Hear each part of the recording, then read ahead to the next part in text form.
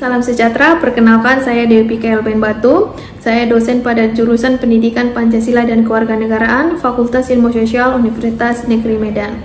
Pada kesempatan kali ini, saya akan menyampaikan pernyataan diri dosen dalam unjuk kerja Tridharma Perguruan Tinggi bidang pengajaran sebagai salah satu persyaratan sertifikasi dosen tahun 2025.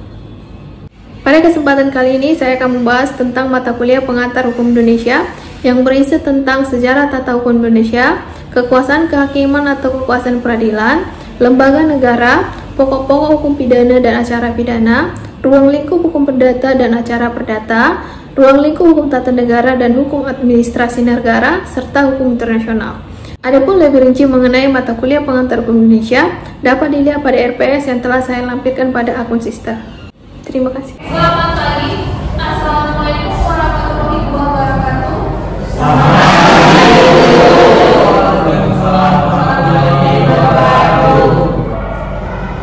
Oke, hari ini kita akan masuk mata kuliah pengantar hukum Indonesia. Sebelum kita mulai, alangkah baiknya kalian mengambil waktu sejenak untuk berdoa sebelum pembelajaran dimulai, agar apa yang kalian dapatkan nantinya bermanfaat bagi kalian. Silakan doa dimulai.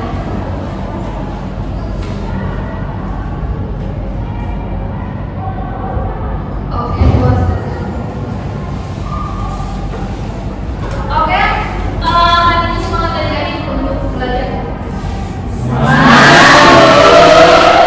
Oke, sebelum kita mulai untuk pembelajaran pengantar hukum Indonesia, alangkah baiknya saya menulis. Al-Firman, Devi Putri, Irati,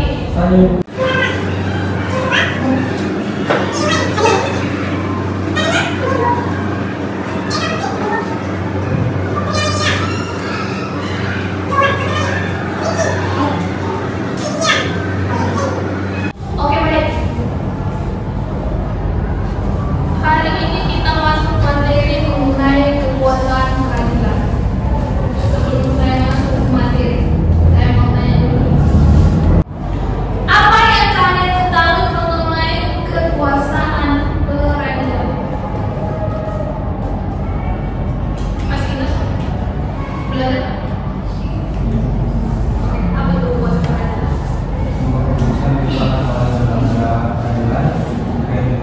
Kasus yang terjadi pada seorang pidana atas putusan ini. Oke, ada lagi nggak? Sebuah kekuasaan hukum adil ataupun memutuskan suatu perkara. Oke, baik. Kekuasaan peradilan itu sederhananya adalah kekuasaan hukum.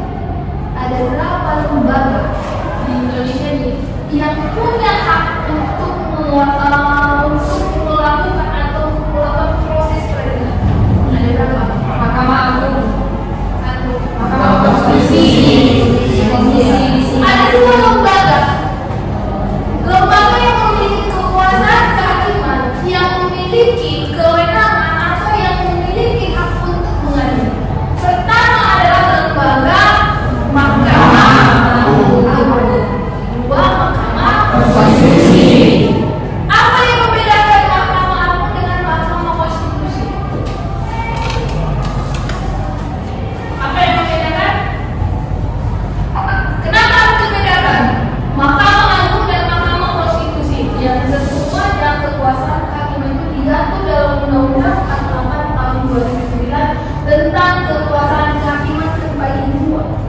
Satu Mahkamah Agung, dua Mahkamah. Perbedaannya ini. Gimana cara berbeda? Kalau Mahkamah Agung itu dia lebih ke peradilan umum untuk kasus umum, sedangkan kalau yang konstitusi itu yang konstitusi adalah negara menjaga konstitusi. Kalau Mahkamah Agung, Dia peradilan umum. peradilan hukum. Oke, kalau Mahkamah Konstitusi, Kayak konstitusi. menguji undang-undang. Yakin? Ada jawaban yang lain? Apakah tugas menguji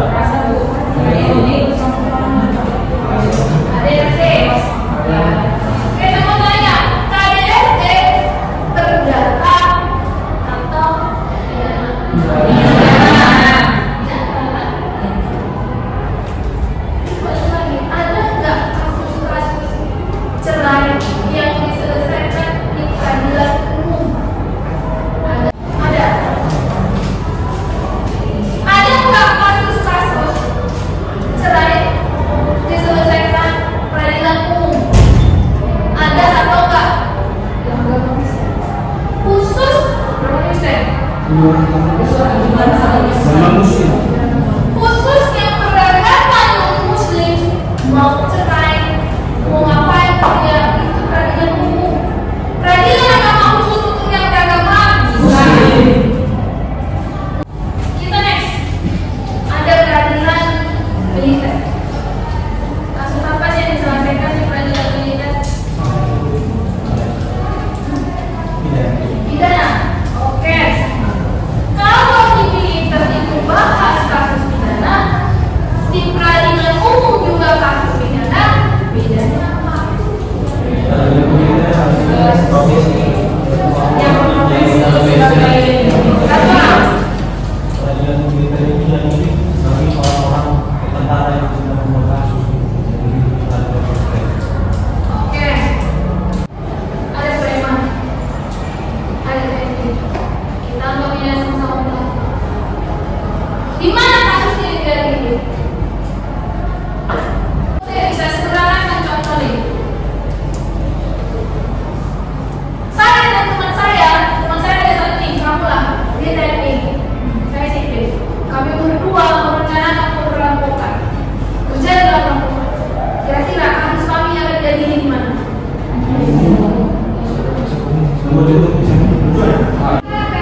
Saya sipil. Maka saya bisa akan jadi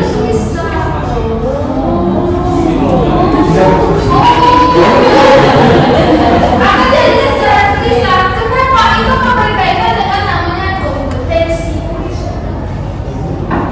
Jadi pengadilan itu mempunyai ada dua kompetensi.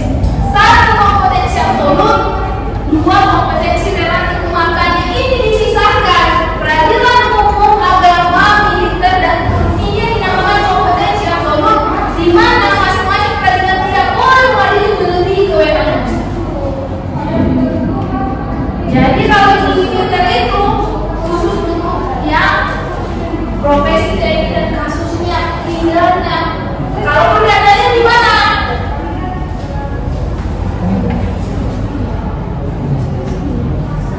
Yang kencang. Oke, jadi udah tahu ya perbedaannya pidana di peradilan umum dan pidana di militer. Oke, next.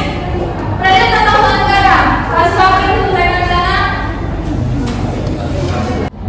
Apa yang jadi objek gugatan? Betul. Apa yang jadi objeknya? Keputusan tata usaha negara atau kartun. Jadi yang jadi objek petun itu adalah kartun. Jadi ketika saya punya izin, kan itu ada surat keputusan SK. Sekian. Inilah yang saya buka ke petun. Inilah yang jadi objek.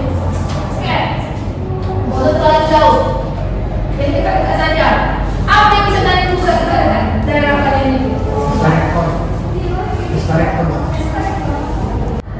Tapi kan banyak mahasiswa nggak tahu, ya kan? Boleh atau enggak? Makanya kalian belajar. Nggak harus jadi sarjana hukum untuk tahu. Sampai sini clear? Oke, tadi saya simpul mengenai kekuasaan mengadili. Ada kompetensi absolut, ada kompetensi relatif. Tadi saya sudah jelaskan kompetensi absolut. Kompetensi absolut itu ada tadi contoh tadi peradilan ini. Ini nggak boleh mengadili kasusnya bukan kewenangannya. Kedua, kita pelajari kompetensi relatif. Apa ya? Kompetensi relatif adalah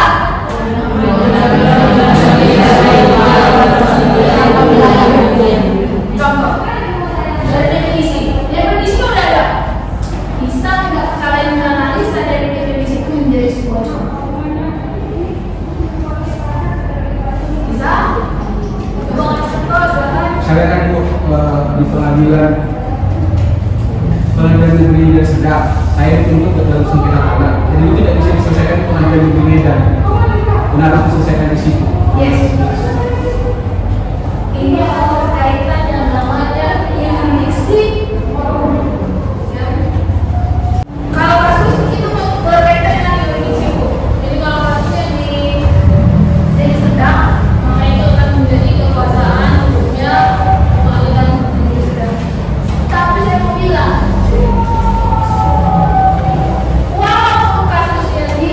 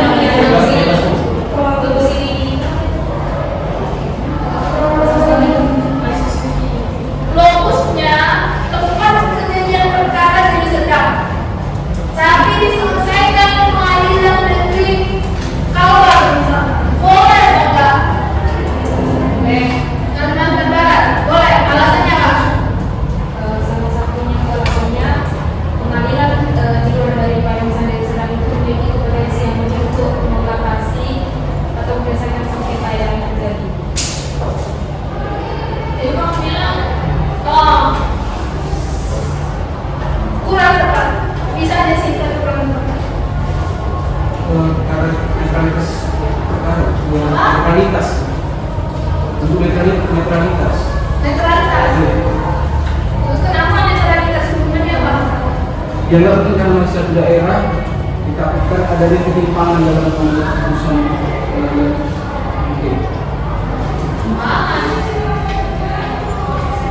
Belum. Fokusnya, saya bilang kompetensi relatif. Kalau absolut, kompetensi yang nggak bisa diubah sekali. Makanya dibedakan absolut dan relatif. Absolut sama sekali nggak bisa dikurangi haknya. Relatif bisa ditulis. Nah itu istilah kata bahasa bisa ditulis. Jadi saya bilang nih, saya berikan contoh kasus. Alex melakukan pembunuhan di Deli Serdang, tapi kasusnya bukan diadili di Pengadilan Negeri Serdang, tapi di Jakarta misal, Pengadilan Negeri Jakarta Pusat. Saya bilang bisa. Alasannya apa? Siapa? Domisili siapa? Pelaku. Enggak ngaku. Terakhir di Indonesia adalah tidak terbatas kemana domisilinya mau lahir di mana. Sepanjang dia melakukan kesalahan di wilayah hukum saya nggak perlu dia keluar dari saya. Domisilinya di Indonesia dia harus selesai. Boleh tepat? Karena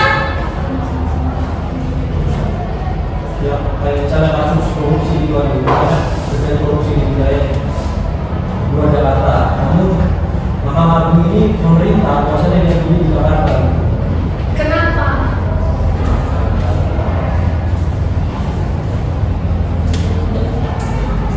Sedikit lagi. Karena contoh sederhana aja, pembunuhannya di sini, tapi kok tiba-tiba dia di Jakarta Pusat? Karena apa? Banding? Enggak pernah ada banding di pusat. Kalau dia di sini sedang, bandingnya pasti di polisi. Karena saya ini salah satu orang yang akan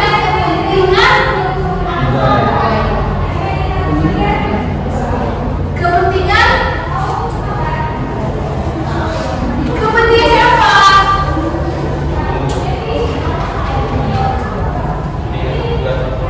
Apa? Kepentingan?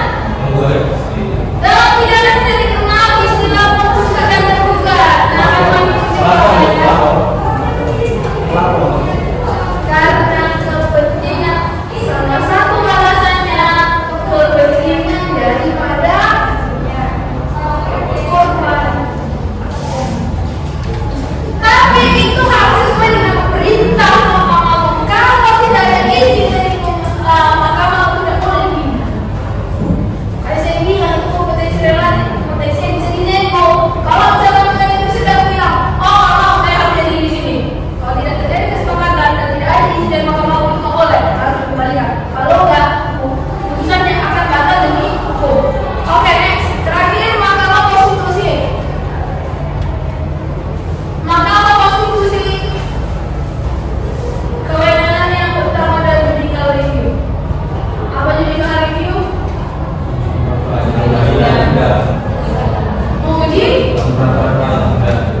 Menguji peraturan undang-undang, peraturan undang-undang atau undang-undangnya ada. Semua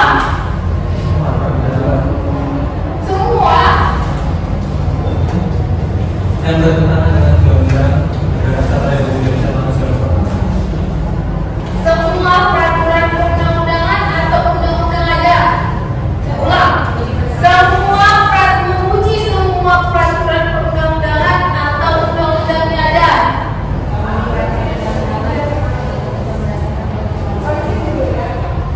Berarti semua peraturan.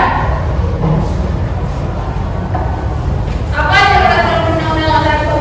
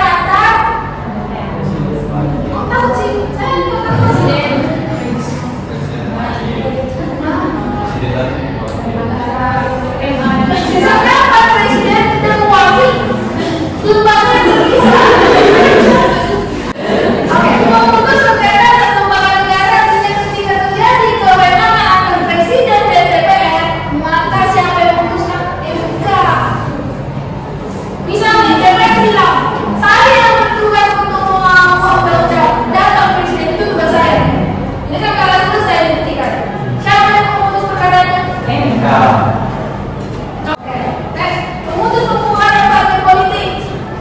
Contoh, ada nggak yang kalian tahu partai politik dibubarin?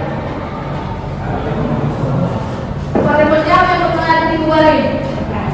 Hah? Apa? PKI ada. Oke, next. Memutus perselisihan hasil pemilu. Contoh.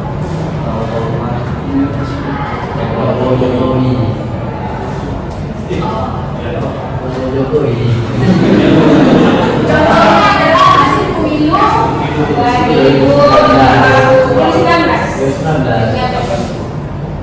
Ngapain lo kali? Kan ada yang dekat nih. Ada yang dekat.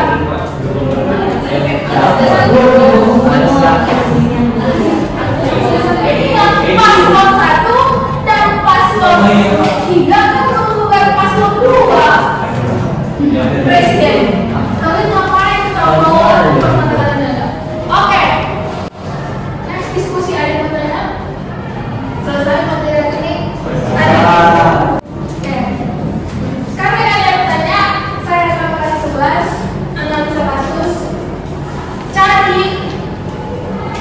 Cari satu contoh kasus yang lagi viral di masyarakat. Bentuk kelompoknya jadi 2, konsepnya itu debat. Ada yang pro, ada yang kontra.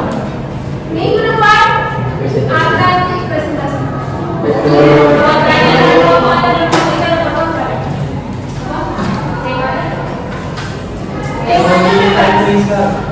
Kenapa? Temanya kasus yang paling menarik sekarang. Iya, temanya bebas. Kalian ambil contoh kasus apapun boleh. Ini itu kelompok, satu kelompok pro dan kelompok kontra. Iya, satu kelompok dan cuma kontra. Di sana kasusnya sama. Oke, boleh. Oke, itu jelas. Oke, kita akhiri kuliah hari ini. Terima kasih buat partisipasi hari ini. Jangan lupa tetap belajar. Minggu depan kita akan masuk materi yang baru. Saya ucapkan lagi selamat siang.